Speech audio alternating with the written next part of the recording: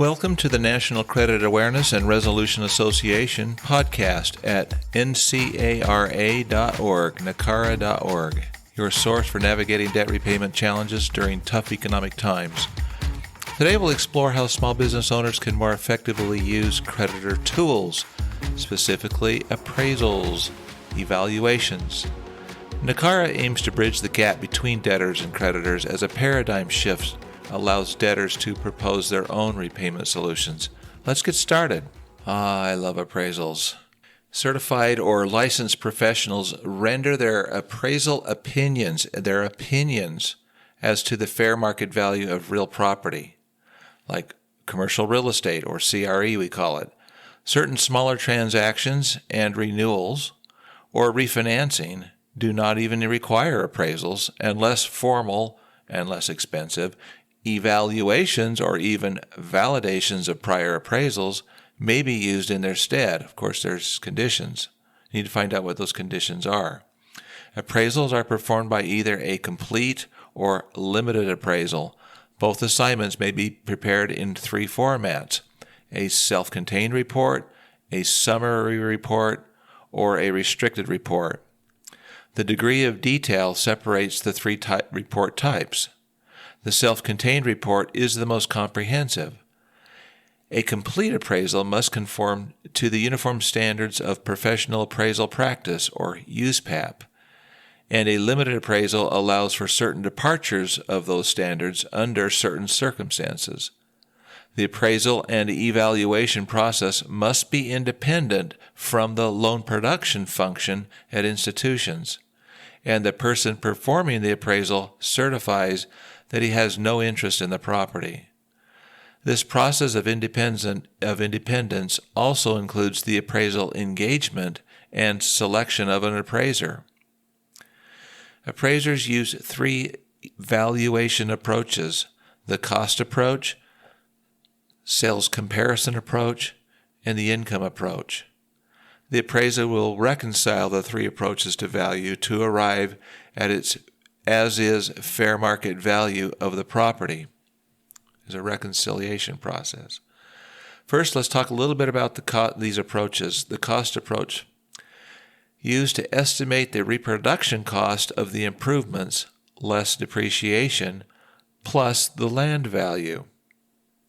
Older properties may make this approach more difficult to use, and it's not used in a troubled market, as construction costs will exceed market value of existing properties. On the sales comparison approach, it uses selling prices of similar recently sold comparable properties in the local marketplace to estimate the value of the subject property. The approach is more suitable for similar owner-occupied single-family properties and will add support for commercial properties. Now, the income approach, mostly weighted for income-producing CRE. It is based on the discounted value or the present value of future net operating income and should reflect the sales price of the subject property. So why is this important to you? A few things to be aware that can impact the collateral. The chances are pretty good that the creditor will be very familiar with the collateral risks of securing a loan, especially commercial real estate. Be aware yourself of relevant market conditions, declining real estate valuations, inflation, increasing interest rates, unemployment trends, borrowing costs, increasing vacancy rates, decreased lease rental rates, increased operating expenses, decreased demand, lack of available financing, and less economic growth. All of these variables, use these to build your case. Begin by reading the prior appraisal and get familiarized with these key elements of the appraisal. All these key elements, for example, read and understand the extraordinary assumptions or the hypothetical conditions, the lease and rental rates, vacancy, operating expenses, capitalization or cap rates, discount rates, absorption rates, leasehold interest, and tenant improvements, or they call them TIs. Each of these elements will impact the appraisal value. Determine what has changed since the prior appraisal to get an idea as to whether there is downward pressure on the as-is market value of the collateral, and based on relevant or material changes in market conditions, project performance, geographic conditions, variances from original appraisal assumptions, change in project specs, loss of lease or takeout, high pre-lease fallout, and especially as your financial condition deteriorates, a new updated valuation will be procured, likely at your expense. A couple of reminders to consider. If market conditions are distressed and income properties are generating insufficient cash flow, it may be difficult to obtain sufficient financial information on comparable property sales.